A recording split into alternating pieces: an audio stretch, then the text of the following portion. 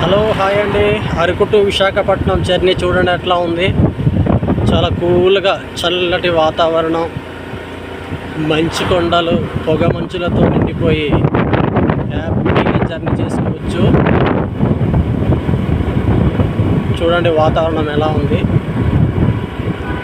ఇలాంటి వాతావరణాన్ని మీరు ఆస్వాదించాలనుకుంటే దయచేసి అరకు రండి. చక్కటి వాతావరణం, అందాల చెట్ల మధ్య హ్యాపీగా ఉండవచ్చు.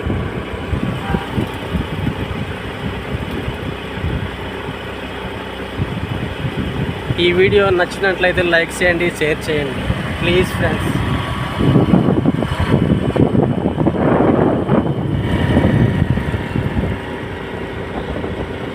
చూడండి ఇక్కడ కబాబ్ స్వీట్ కార్న్ అమ్ముతున్నారు. ఇక్కడ